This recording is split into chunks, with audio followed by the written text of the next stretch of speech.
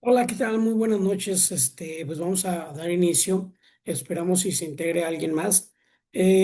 Hoy este tema es un tema muy interesante debido sobre todo a la industrialización. ¿Cómo es que de 1910 a 1920, 24 por ahí aproximadamente? El tiempo exacto no está, bien medible, puesto que todavía en el año de 1925, a partir de la creación de diferentes dependencias, como fueron la Secretaría de Educación Pública, como algunos bancos, el Banco Agrario, sobre todo, el Banco Agrario, y otras dependencias que obviamente vinieron a darle también un giro, a esta revolución industrial, a esta revolución también económica, que el tema pues es ese, ¿no? La historia económica o la economía durante el periodo de el porfiriato. El porfiriato todos sabemos que es un tema muy, muy extenso o demasiado extenso con la llegada de Porfirio Díaz. Eh, Fue algo, ahorita lo vamos a ver a detalle, pero fue algo muy inequitativo, puesto que en varias regiones pues la economía no era tan buena como en el centro del país. Hablando obviamente de estados muy concretos, ¿no? Sobre todo en la minería, en la agricultura y obviamente Nuevo León. eh, Nuevo León, Jalisco, Baja California, los estados que tuvieron mucha minería como Hidalgo, Zacatecas, San Luis. Obviamente fueron estados que sí detallaron mucho y subieron y crecieron mucho en el ámbito minero. Aun y cuando Zacatecas está en ese análisis del por qué en la minería sí había mucha minería, pero pues no se veía muy, muy tangible. Era como intangible porque, perdón, sacaban oro, plata, estaño, cobre, bronce, o sea, había muchísimo. El problema es que ¿dónde se quedaba? Todavía hasta el día de hoy, este año 2026, pues todo el mundo sabemos que las minas están concesionadas por parte del gobierno federal a empresas extranjeras, por no decir Alemania, Polonia, Estados Unidos, hasta los mismos gente de Sudáfrica. O sea, todo el mundo tiene mucha intromisión económica aquí en el estado de Zacatecas, así como otros estados y en otros rubros, como es la industria, en el caso de Nuevo León, de la Ciudad de México, Guadalajara, Tijuana. Obviamente, hay estados muy pobres industrialmente, como es Zacatecas. Y pues obviamente se nota al flujo económico, ¿no? El flujo económico de nuestro estado pues es muy, muy bajo, salvo las minas, salvo la burocracia y obviamente no toda.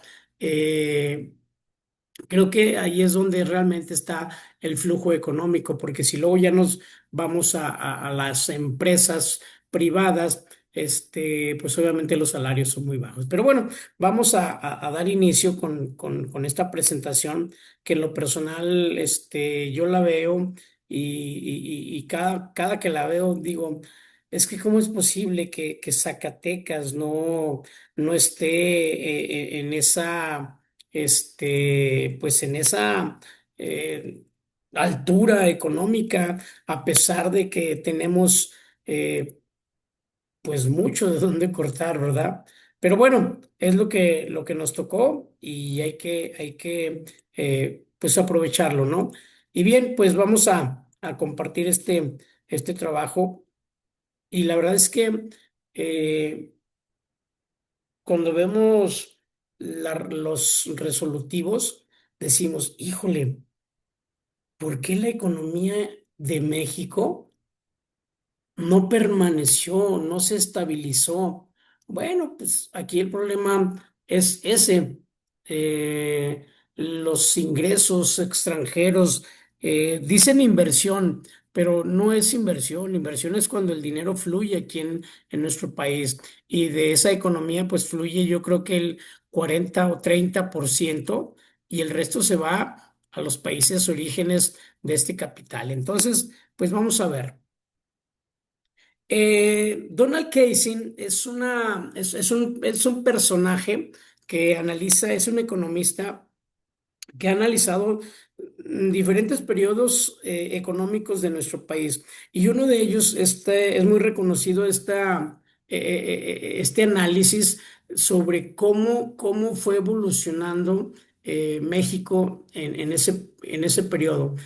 Hablamos de 1910 a 1920, pero yo insisto que es hasta más o menos el 1925, cuando realmente se consagran muchas dependencias y obviamente fortalece a la burocracia y debilita las zonas, debilita las zonas económicas del país como son sobre todo las del sureste. Bien, este... Casey también habla sobre ese debacle con Porfirio Díaz, pero era precisamente por la inequidad, era por la inequidad y lo vamos a ver aquí. Obviamente, esta economía funciona predominantemente por el capitalismo, como ya lo mencioné hace rato, y obviamente sus regiones no se desarrollaron en forma igual. ¿Por qué? Porque si ustedes se fijan en este mapa, las zonas del sur, pues obviamente era o fue en ese tiempo del porfiriato un periodo muy raquítico para el sur. El centro, como es la Ciudad de México, hoy en día el Distrito Federal, sobre todo en el noroeste y en el noreste. Si ustedes se fijan, la Baja California, norte, Sonora, Chihuahua, Nuevo León, Coahuila, Tamaulipas, o sea, fueron las más desarrolladas económicamente. Podemos hablar también de la cercanía que tenía con Estados Unidos, a pesar de que estaba en la previa, 12 años más, y la Segunda Guerra Mundial, ¿verdad? Bueno, 12 fue donde realmente empezó todo, es hasta 1938, pero de alguna manera ya estaba muy marcada, muy marcada lo que está sucediendo hoy actualmente con el presidente Donald Trump, ¿no?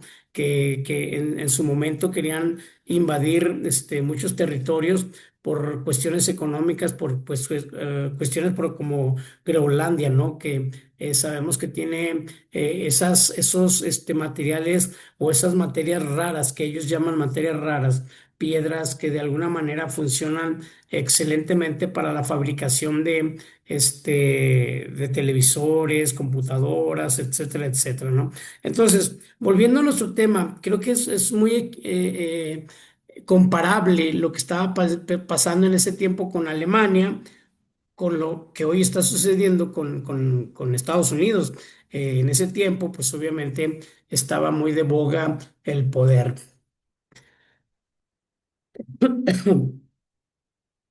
En esta revolución, obviamente, año con año, después de la llegada del ferrocarril, del teléfono, del televisor, la radio, sobre todo la radio, ¿cómo es que estas situaciones se postraban realmente, muy productivo? ¿Por qué? Porque México realmente necesitaba una inversión de esta magnitud.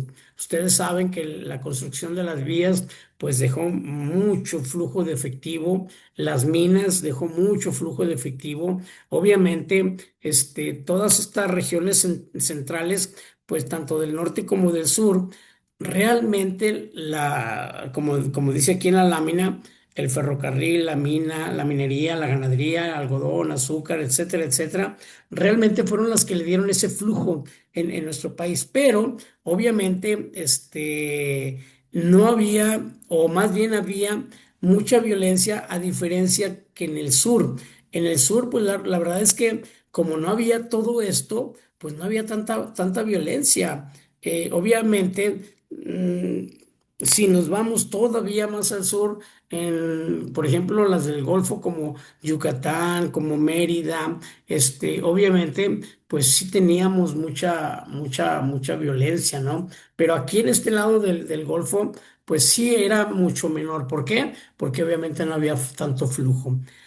Eh, Esta violencia llega a la cúspide en 1915, casi en toda la República Mexicana. ¿Por qué? Porque obviamente muchas minas empezaron a cerrar, no había quien invirtiera en esos tiempos y a todo esto, obviamente, el periodo de la Guerra Mundial, pues empezó a generar ruido, ¿verdad? Obviamente, México, a pesar de que se declaró como que sí, soy aliado, pero no mando tropas, ¿verdad? Entonces, obviamente, las compañías mineras, pues, podrían cubrir costos elevados, pero obviamente sus operaciones, pues, no eran así como que realmente, pues, como que de beneficio, ¿verdad? Al contrario, o sea, siempre buscaban eh, tratar de mantener esas operaciones durante todos los problemas que hubo en ese periodo, perdón. Una cuestión también que es muy importante analizar es precisamente cómo en ese periodo, en esa década, la población no pudo crecer tanto. ¿Por qué? Porque obviamente hubo muchos problemas familiares, hubo situaciones en las que las emigraciones, muertes, muchas muertes, obviamente la migración hacia los Estados Unidos y todo esto obviamente pues generó grandes problemas. Después viene esa inserción de los Estados Unidos en la guerra con Europa, perdón, con Europa. Como les decía hace ratito, la muerte también fue un factor indispensable o un factor determinante para que obviamente pues no hubiera tanto crecimiento en la población. Al contrario, decreció.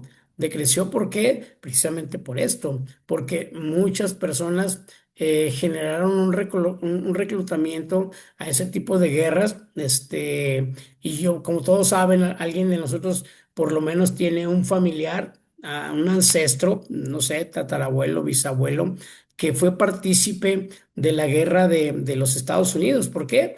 Porque lo reclutaron, les lavaron el coco, con perdón de la expresión, y los invitaron a que fueran parte del ejército con promesas de residencias, con promesas de la legalización de su nacionalidad, etcétera, etcétera. Pero obviamente eh, las grandes fábricas, pues obviamente generó una oferta y demanda grandísima. ¿Por qué? Porque toda esta gente se fue. Se fueron a Estados Unidos, se fueron a las grandes empresas y obviamente las pequeñas empresas pues empezaron a decaer, ¿no?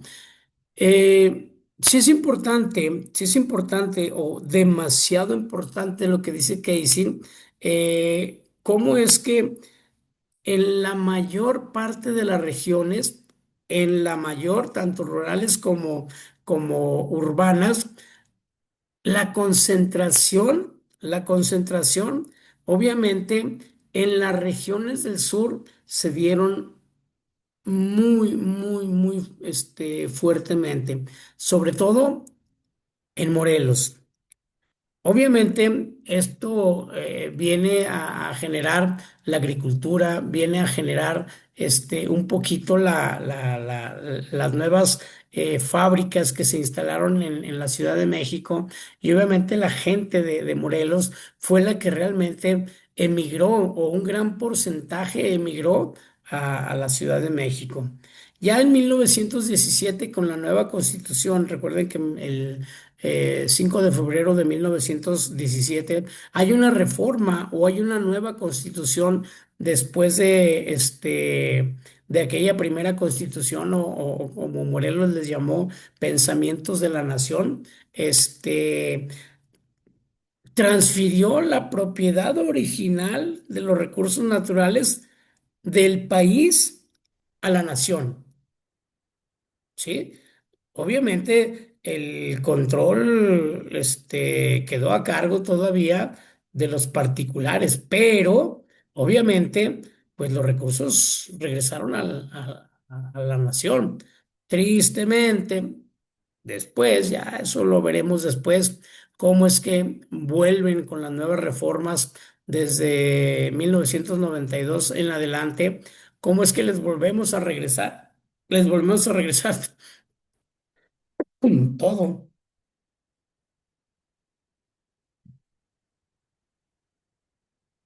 Híjole, es algo tan padre, tan padre, tan padre. ¿Cómo es que realmente la agricultura fue parte fundamental del crecimiento del trabajo en el país? ¿Por qué? Porque hubo un decreto de Porfirio Díaz en el que dijo que para salvar a la nación habría que consumir lo que producía el pueblo.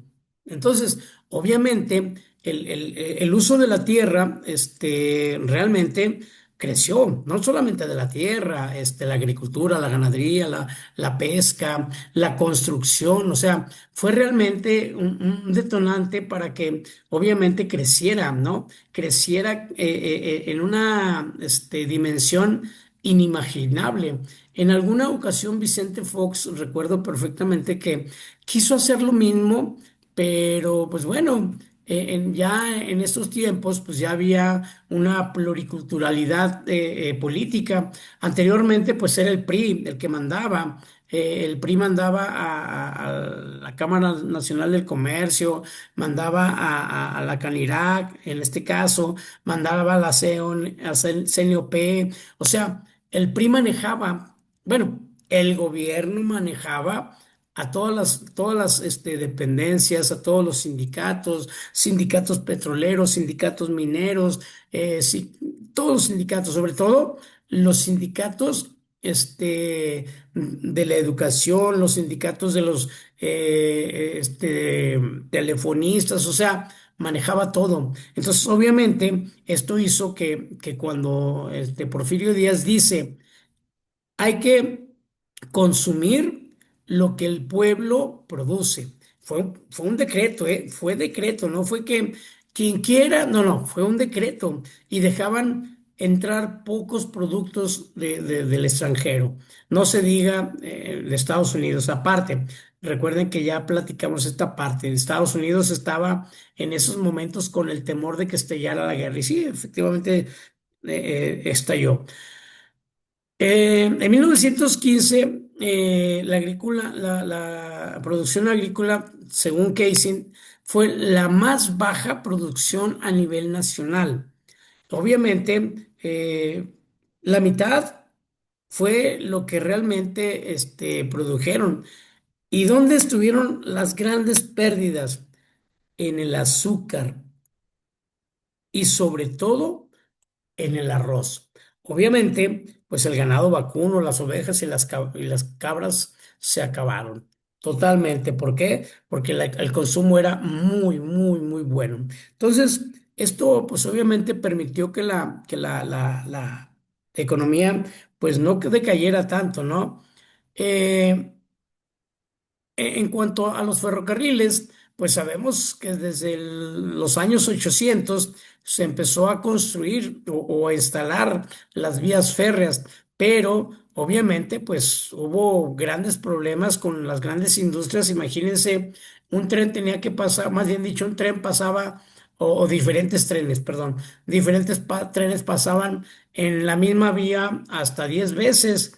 Entonces, obviamente, esto colapsó y afectó demasiado a las vías férreas, lo que hoy en día aquí tenemos en diferentes partes del estado, del país, no se diga Zacatecas, que ya las vías, pues la verdad es que ya son muy viejas o ya son muy longevas.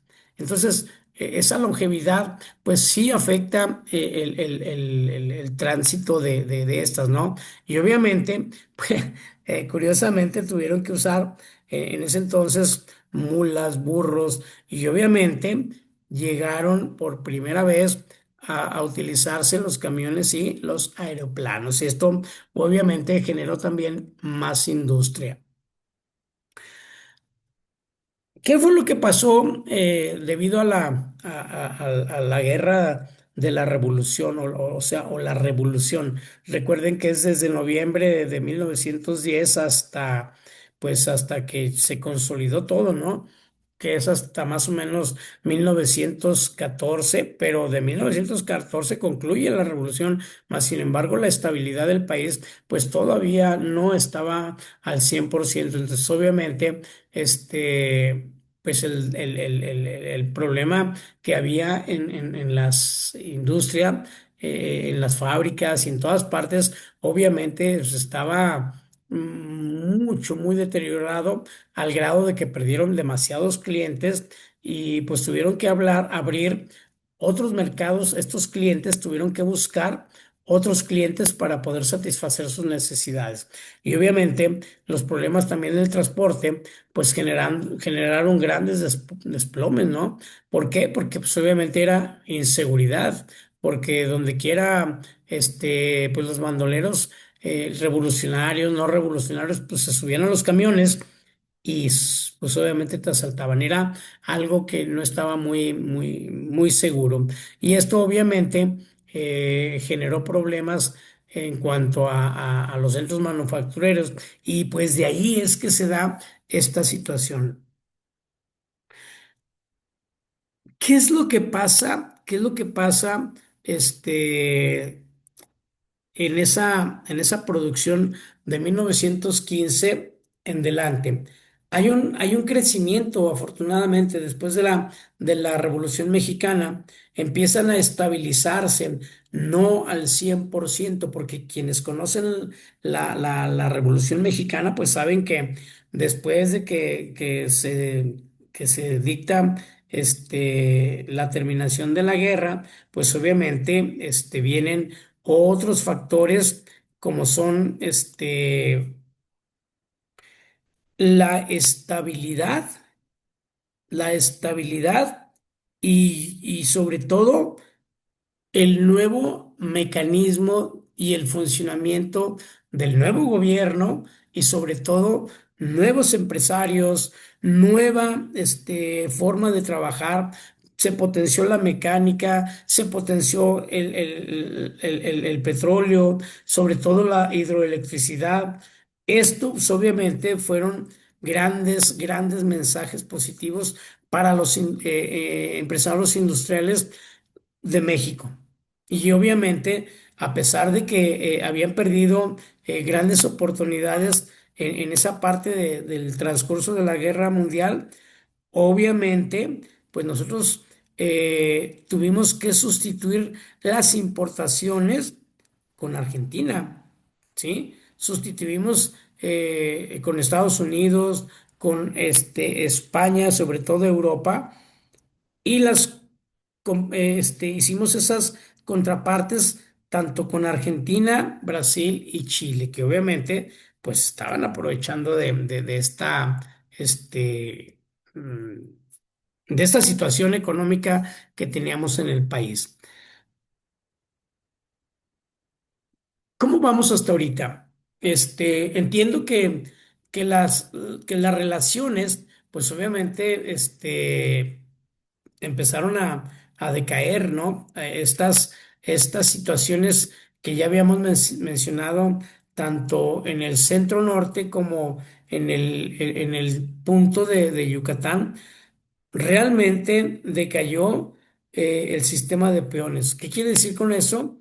Que realmente desaparecieron esas pequeñas, esos pequeños grupos de trabajadores y reaparecieron,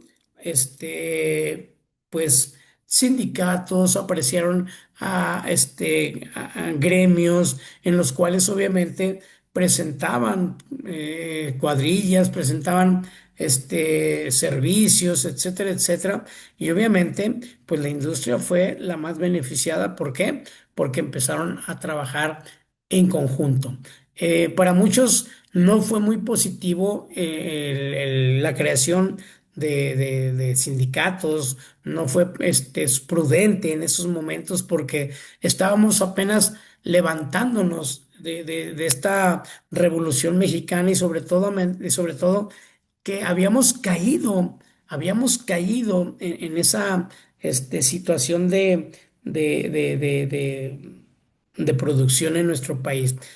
Ya lo mencionamos, la minería, la agricultura, ganadería, etcétera, etcétera, ¿no? Entonces, a partir de ahí, en 1916, pues empezaron a organizarse y obviamente trataron también de confederarse a nivel nacional, como fue la Cámara Nacional de la Industria, la Cámara Nacional de la Construcción, la Cámara, o sea, empezaron a generar estas confederaciones y creo que para muchas empresas, para muchas industrias, no fue muy benéfico. ¿Por qué? Porque si antes un trabajador te ganaba un peso, a partir de esto ganaban unos 50. Obviamente, pues era un salario más alto, aunque la producción habría que ver también, acuérdense que ya lo habíamos comentado, hubo un crecimiento y pues obviamente, pues tuvieron que trabajar con ellos.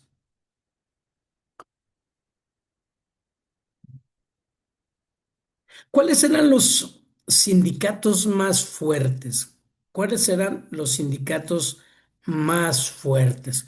Obviamente, los sindicatos más fuertes fueron aquellos que realmente establecieron como Petróleos Mexicanos, que se fue, también fue una confederación que luego fue un sindicato, también los electricistas, fue una gran confederación que igual pasó a ser un sindicato. Y obviamente en Hidalgo, recuerden que en Hidalgo había mucha minería. Y Veracruz, pues obviamente había mucha exportación e importación. Entonces, todo esto vino a traer consigo, pues, un gran crecimiento en los derechos, en la protección de los derechos de las y de los trabajadores. Y esto, pues, obviamente, volvemos al tema de la Constitución de 1917. Híjole, este tema, insisto, es tan rico que cuando analizamos o cuando observamos cada punto que analizamos, decimos, a ver, qué hizo el presidente de la nueva República Mexicana después de la post-revolución? ¿Qué hizo para darle continuidad a lo que estaba haciendo bien Porfirio Díaz? Porque, insisto, hizo muchas cosas positivas, aunque, pues, tristemente, al pueblo fue al que, pues, afectó demasiado porque el beneficio no fue parejo.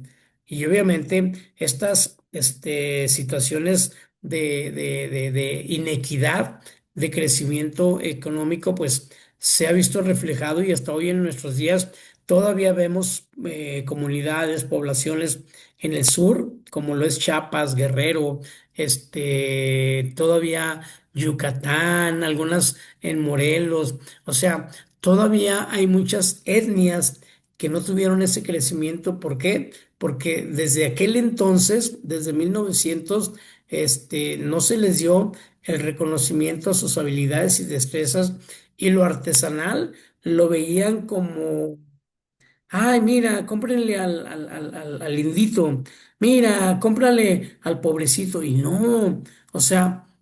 Hoy en la actualidad, eso que en ese entonces llamaban, mira, el pobrecito, hoy en día es un orgullo nacional, ¿sí? Toda la artesanía es un reflejo del crecimiento económico del país. O sea, en cada casa yo les aseguro que hay un chiquihuite, que en cada casa hay un tortillero, que en cada casa hay algo artesanal.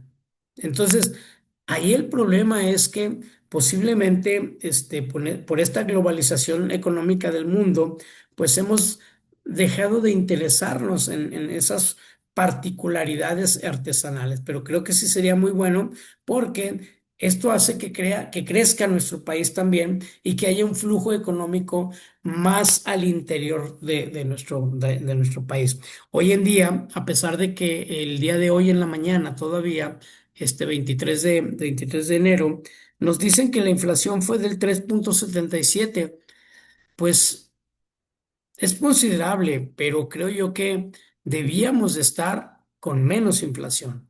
O sea, dicen que es poco, pero pues la verdad es que es mucho. ¿Por qué? Porque la canasta básica entre la gente de un salario mínimo, pues la verdad es que no alcanza. Son muy poquito lo que gana ahorita, como una persona.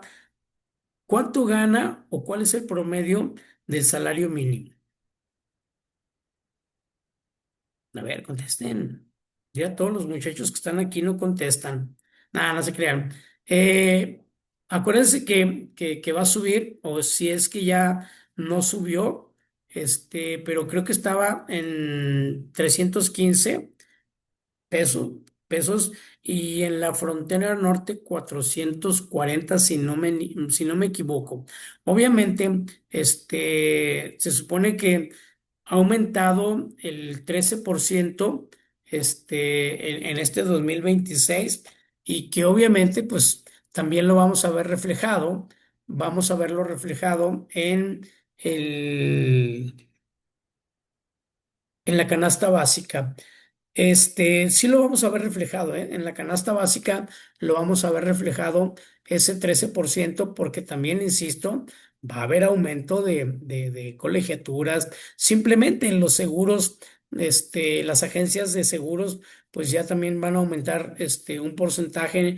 No han establecido cuánto, pero ya hay un crecimiento en estos rubros, ¿no? Habría que esperar el transporte, habría que esperar la tortilla, habría que esperar el huevo, que es parte de la canasta básica y que más se maneja.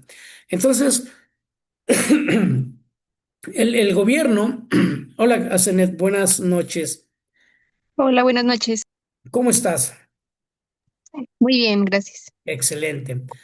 Comentando, acabamos de ver un poquito, así como que una embarradita en cuestión de los sindicatos, cómo es que se empezaron a apoderar desde 1916 aproximadamente, se empezaron a apoderar bueno, vamos a llamarle a proteger a los trabajadores. Hoy en día, pues es una desprotección y es un vendimiento, y lo digo con conocimiento de causa. Tristemente, hay sindicatos que pues son servidores del patrón, o sea, son servidores del patrón. Habrá unos sindicatos que realmente protejan al trabajador y sean realmente para lo que lo crearon: beneficiar, atender y servir y sobre todo proteger al trabajador. Eso es lo más importante. Entonces, regresando al punto de la nueva constitución del 5 de febrero de 1917, el gobierno administraba las haciendas expropiadas. Fíjense nada más,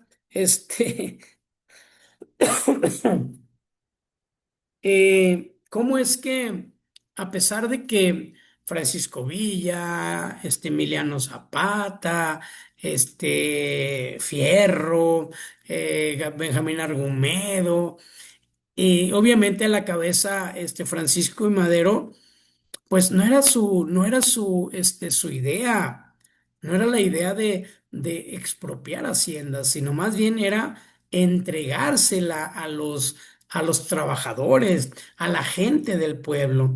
Pero el gobierno pues decidió administrar estas haciendas Y posteriormente, la historia nos lo ha dicho siempre, que estas haciendas hoy día, pues, ¿de quién son?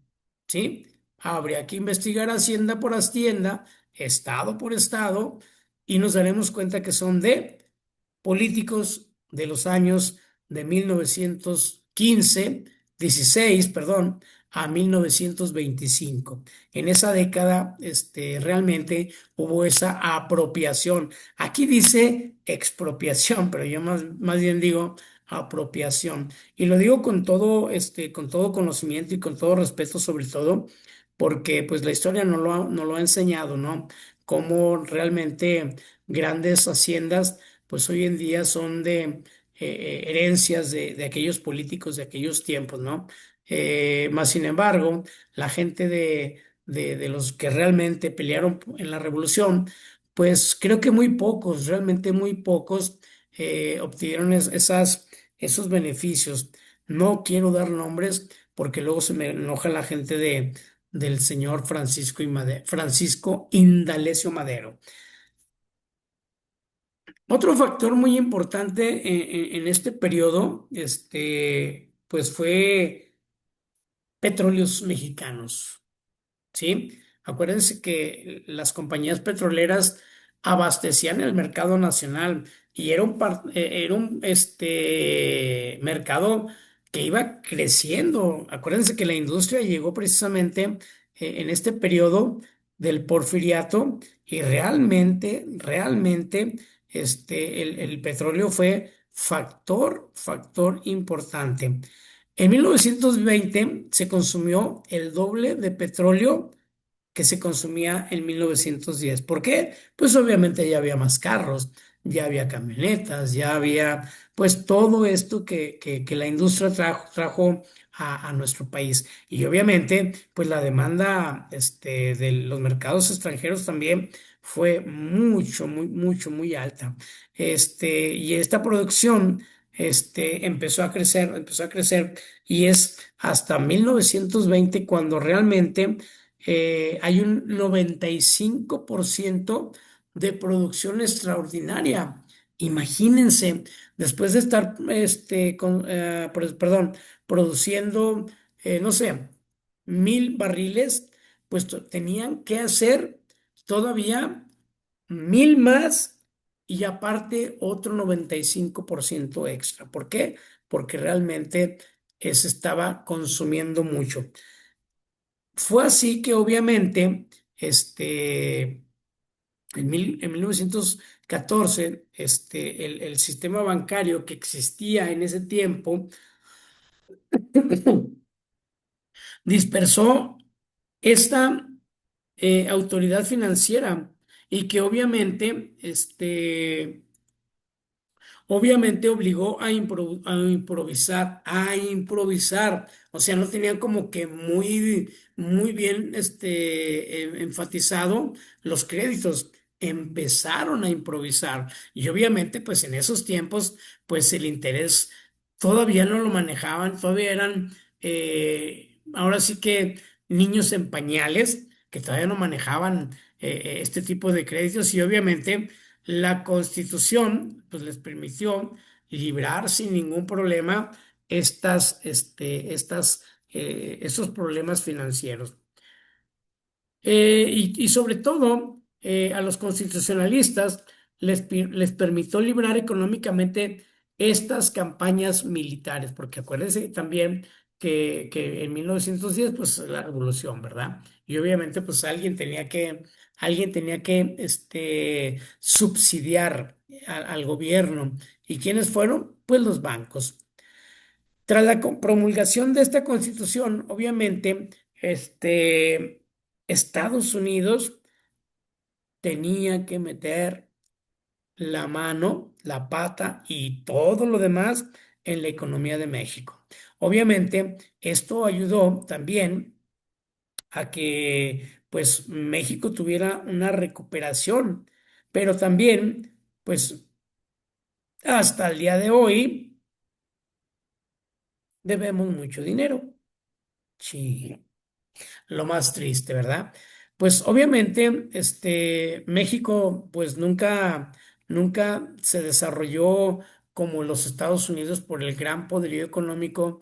Después de la Segunda Guerra Mundial, Estados Unidos precisamente establece que la moneda, el dólar, va a ser la moneda internacional del comercio y que ellos iban a mandar en todas las cuestiones comerciales. ¿Por qué? Porque pues derrotaron a Alemania junto con Polonia y junto con otras naciones. Ahí es donde crece la OTAN, al igual que la ONU. Y obviamente pues todo esto hace que se formalice, que Estados Unidos tenga el poder de generar que su moneda sea la moneda de cambio en el comercio internacional. Entonces, eso obviamente hace que México pues no despegue, ¿sí? Esta interpretación económica se da precisamente en estas etapas, ¿no? Aquí nos menciona Keswick que se generó de 1880 a 1910, de 1910 a 1915 y de 1915 a 1920. Obviamente, la economía dependía totalmente de Gran Bretaña y de Estados Unidos. Obviamente, ellos eran los que realmente favorecían con préstamos, con industria, empresas transnacionales para que estos comercios, estas haciendas que tenía el gobierno a su cargo, pues obviamente trabajaran, ¿sí?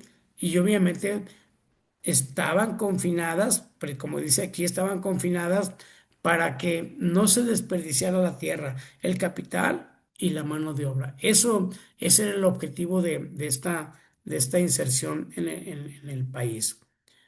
Bien, y para poder cerrar esta parte, entre 1910 y 1920, la revolución destituyó la antigua organización económica de Porfirio Díaz, en este caso, aunque destruyó mucho capital, obviamente sí generó una gran organización política.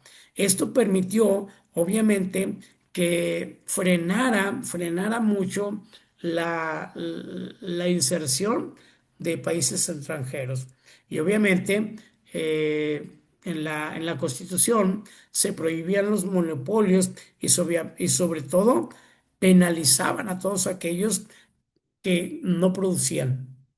Imagínense, tú tienes tu empresa, no produces, pues vas a tener que pagar una multa. Eso sucedió en aquellos tiempos. ¿Qué fue lo que sobrevivió?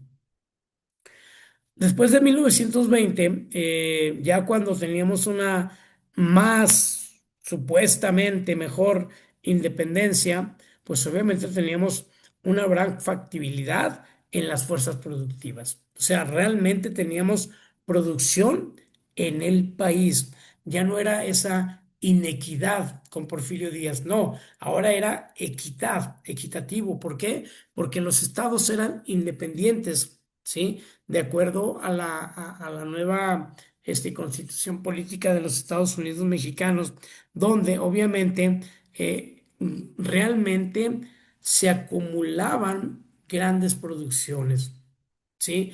Y con la creación del Ban Rural, en este caso, pues no solamente no fue Ban Rural, fue la Secretaría de Educación, hubo hospitales, o sea, realmente sí también, hay que decirlo, aunque ya no estaba Porfirio Díaz, hubo un gran crecimiento. Se acumularon muchas ganancias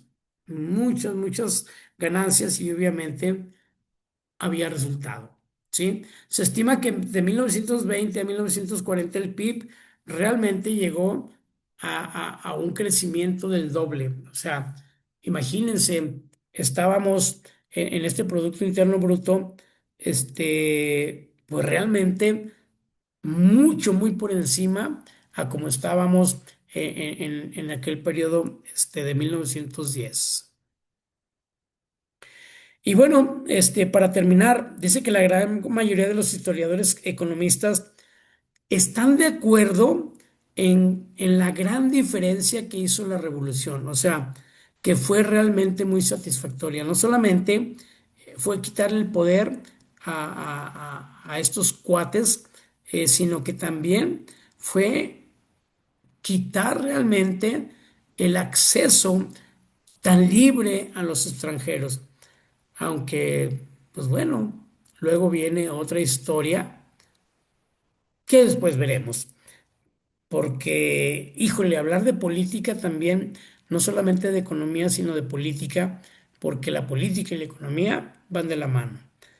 Y obviamente con la llegada de estos caciques, porque creo que son caciques algunos presidentes, no todos, hay que decirlo muy claro, pero sí hay algunos que realmente se hicieron ricos, beneficiaron a sus familias, beneficiaron a sus amigos y la pobreza se notó, pero realmente muy, muy, muy, válgame la expresión, realmente había esa notabilidad de que había un crecimiento de gente media, que de repente eran de la alta sociedad.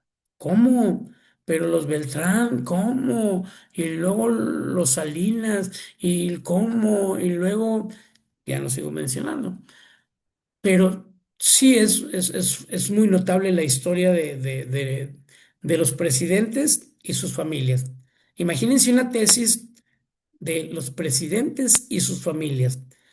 Cómo antes de ingresar a un cargo político, tenían una casita ahí en la colonia Lázaro Cárdenas. Cuando terminaron su sexenio, trienio o lo que sea, tienen una casa en Bernardes. ¿Cómo? Sí, pues ¿cuánto pagan? Entonces, sí, tristemente la economía en nuestro país ha sido devastada, no solamente desde la llegada de los españoles, porque también en la revolución, también a partir de la creación de partidos políticos, obviamente hemos visto cómo los partidos políticos han generado eh, un desabasto en la economía, al igual que los sindicatos en muchas empresas, este, o en dependencias gubernamentales. Entonces, sí es triste, es triste. Ahí tenemos en los sindicatos a la Quina como en Petróleos de México robó. Tenemos a este señor, a esa señora, Elbester Gordillo del sector de Educación, la líder sindical de los maestros, que también pues se hizo riquísima, tenía avión propio. Imagínense una maestra teniendo un avión propio, pero ¿de dónde? Pues si yo ni siquiera saco para comprar un boleto de avión. Entonces, pues es muy rica la historia de la economía en esta etapa, cómo fue la Revolución Mexicana en la economía, cómo fue el transitar de 1910 a 1920. Realmente es muy, muy padre, les mando la liga de todos modos y claro que es importante pues conocer, ¿verdad? Es importante conocer cómo a partir de la Revolución Mexicana ya teníamos un crecimiento no equitativo con Porfirio Díaz, porque solamente las zonas del noreste y del noreste pues estaban pobladas de industrias. Ya bajándose un poquito hacia el centro, Sinaloa, por acá de este lado, Jalisco, Nayarit, acá tenemos bueno, Coahuila sí, Coahuila fue de los grandes beneficiados, pero Zacatecas, de este lado tenemos San Luis, Aguascalientes ya fue mucho después la generación, a pesar de que desde 1867, 87, perdón, 1887 empieza a generar mucha industria, Aguascalientes, es su crecimiento real es hasta en la Revolución Mexicana. Entonces, hay muchas cosas en la economía de nuestro país en ese periodo. ¿Por qué? Porque en ese periodo hay una pre a la guerra, a la Segunda Guerra Mundial, ¿sí? Acuérdense que Estados Unidos es parte fundamental en la Segunda Guerra Mundial y eso benefició mucho a la gente de México, pero perjudicó perjudicó a la población, o sea, hubo un decrecimiento en la población. ¿Por qué? Porque hubo mucha gente que se fue a Estados Unidos, familias completas que se fueron a Estados Unidos a trabajar, bueno, en ese caso eran los braceros, los que se fueron, se les llamó braceros. Muchos regresaron, pero una gran mayoría se quedó allá. Entonces, obviamente, la población en México bajó y obviamente no había gran crecimiento poblacional porque también había muchas muertes.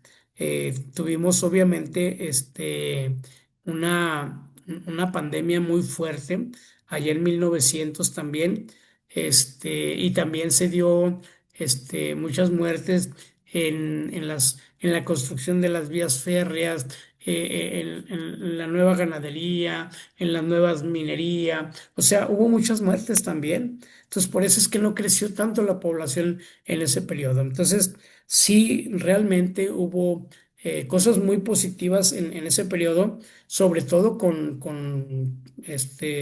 Porfirio Díaz, pero, insisto, el sur, todo el sur después de Puebla, de la Ciudad de México, Morelos, después de estas ciudades, o sea, era pobreza extrema.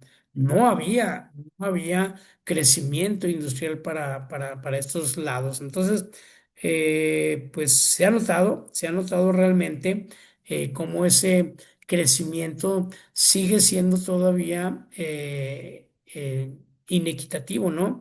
A pesar de que, por ejemplo, al sur pues tenemos Cancún, tenemos Mérida, pues sí, hay mucho turismo, pero el crecimiento industrial no ha llegado todavía. Entonces, sí es un factor para analizar. Bien, no sé si hasta ahorita, Alan, perdón, buenas noches, no te había saludado, estaba tan emocionado agarrándome con Porfirio Díaz, agarrándome con este señor Indalecio Madero y toda su comitiva, al igual que Pancho Villa, Emiliano Zapata, pero gracias a todo esto, pues realmente se dio este crecimiento económico. ¿Cómo estás, Alan? Hola, ¿qué tal? Buenas noches. Muy bien, muy bien. ¿Qué te parece a ti esta parte de la historia de la economía en nuestro país? Yo realmente, a ver, en historia no conozco mucho en Ajá. general, pero ahorita de lo poco que he escuchado, sí es es bastante interesante todo lo que menciona. Ujú. Y sí, la verdad es que en cuestión de gobiernos, por cómo lo manejan la economía, pues ponen difícil el crecimiento de México en general, siento yo. Son Y muy pocos los fíjate, beneficiarios. sí, y fíjate que al término de la revolución también,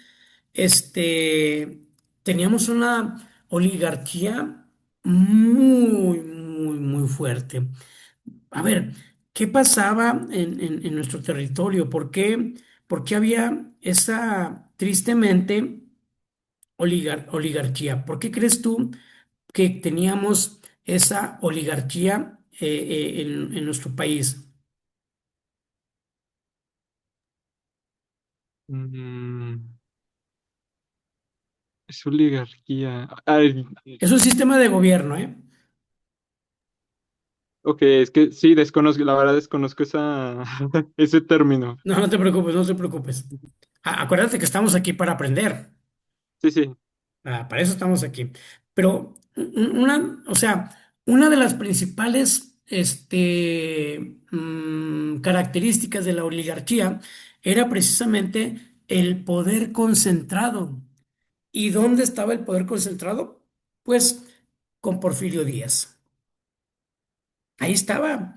O sea, todo el poder estaba con Porfirio Díaz. Y obviamente, pues él tenía sus propios intereses.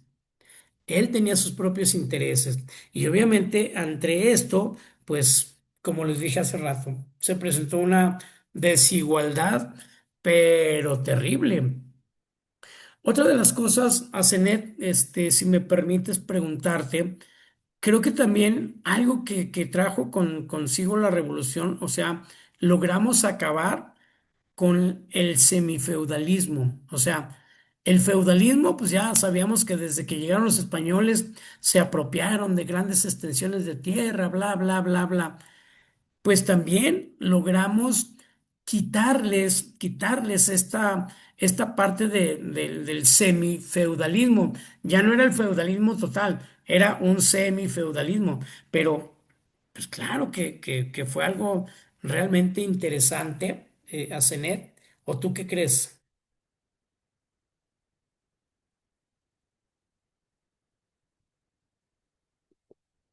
Se me hace que Asenet se quedó dormida. No, no, no, es que también estoy pensando porque la verdad Ana, es que en la historia soy muy mala, pero malísima. no te preocupes. Entonces, pues recién también como que voy aprendiendo un poquito de, pues, de historia con esto que está comentando, porque sí, soy pésima. No te preocupes, yo en química estoy pésimo, pésimo. Asenet, ¿tú qué opinas de que en la revolución, esto es cierto, no es pregunta capciosa, no, es cierto. ¿Qué opinas tú de que con la llegada de los españoles, obviamente llegó ese feudalismo? Se lo quitaron precisamente cuando en la independencia, pues obviamente lograron quitar toda esta parte, ¿no? Pero luego, en 1910, que ya estaba desde 1800, más o menos 890, 97 por ahí, ya estaba la gente pues molesta, porque, o sea, trabajabas todo el día para que te dieran un kilo de frijol. O sea, a veces trabajaba toda la familia y les daban 5 panes, hasta su kilo de frijol, y aparte hay café, nunca faltaba el café, y podías vivir allí en la hacienda, en una chocita. ¿Qué opinas tú de que después de la guerra, perdón, la Revolución Mexicana, hayan quitado todo este semifeudalismo? ¿Fue bueno para la economía de los mexicanos o no fue bueno?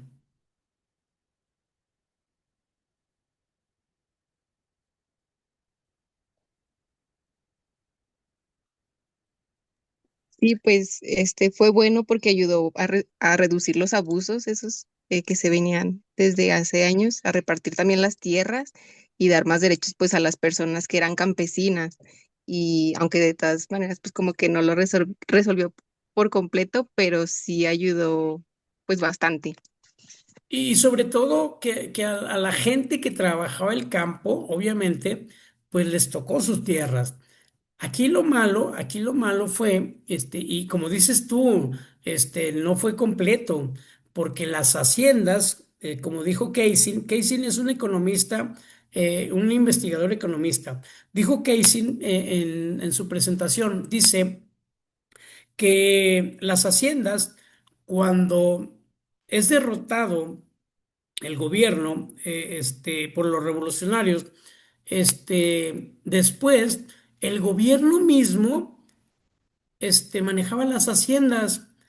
O sea, a la gente sí le dieron, a ver, todo esto es tuyo, pero imagínate, cada feudal tenía, no sé, a lo mejor 2,000 o hasta 3,000 acres propiedad de ellos.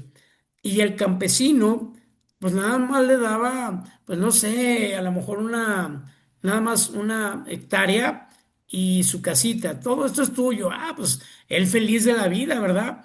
Pero la hacienda realmente, la hacienda, la siguieron manejando el gobierno. Y eso para mí, pues fue saqueo también. Véase como se vea, también fue un saqueo.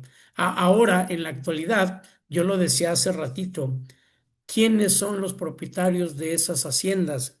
Si no son los hijos de los que en aquellos momentos eran propietarios, perdón, eran políticos del gobierno.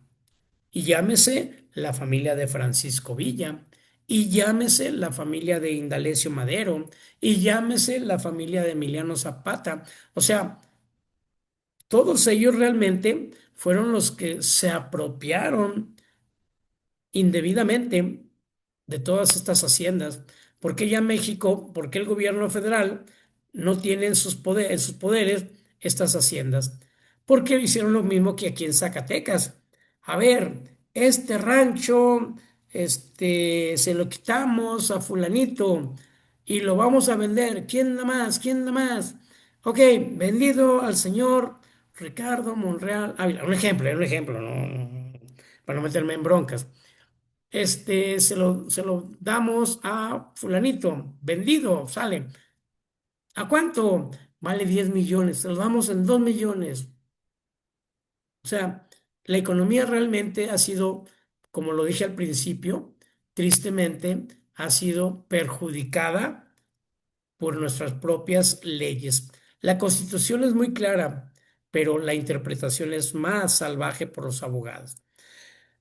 Bien, pues hasta aquí, hasta este momento, quiero comentarles que realmente es algo muy padre este tema. El siguiente tema, pues nos lleva precisamente a cómo nosotros a, a ubicar, vamos a ubicar precisamente el modelo económico durante el porfiriato. O sea, ¿cuál era su modelo económico? Esto obviamente lo trabajaron ustedes, sí fue lo que trabajaron ustedes, ¿verdad?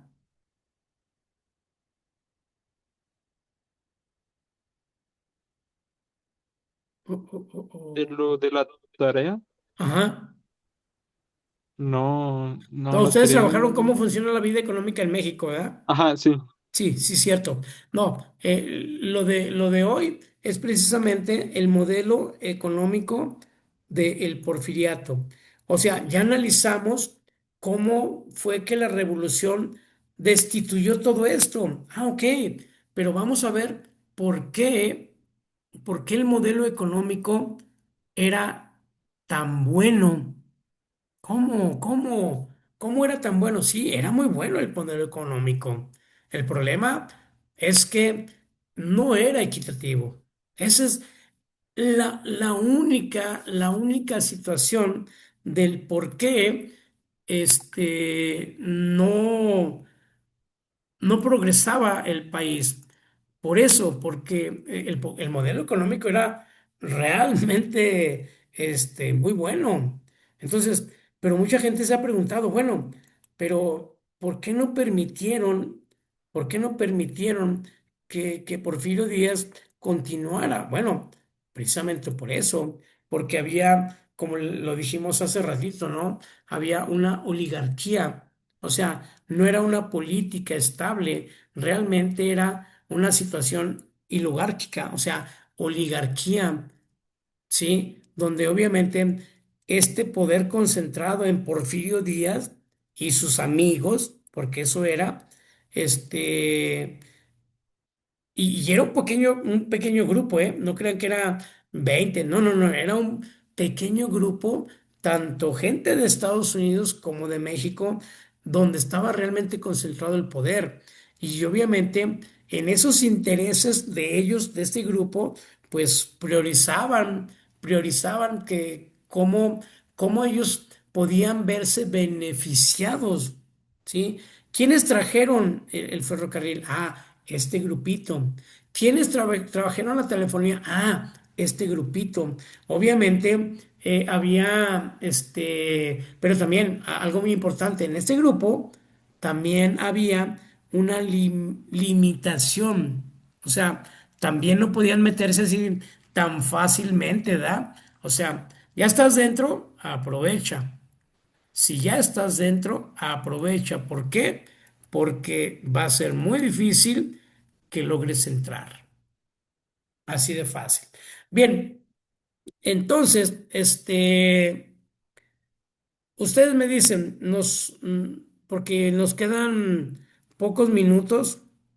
No sé si quieren que les deje grabada la sesión o nos vemos dentro de un rato. Acuérdense que son 9 minutos para poder volver a enviar otra vez otra liga. De todos modos, yo en 9 minutos inicio.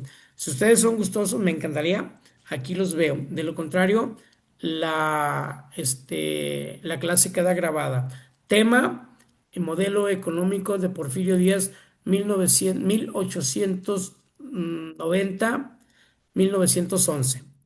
Está padre, está padre. Pero, insisto, yo aquí se los voy a dejar grabado. Al igual que les voy a mandar la liga, ¿sale? Sí, está muy bien. Gracias. Les digo, ahorita quedan 5 minutos, entonces mejor para no, que no nos vaya a cortar, nos vemos en un ratito. Muy bien. Muy Sí. bien, Muy bien, nos vemos al gracias. ratito. Gracias.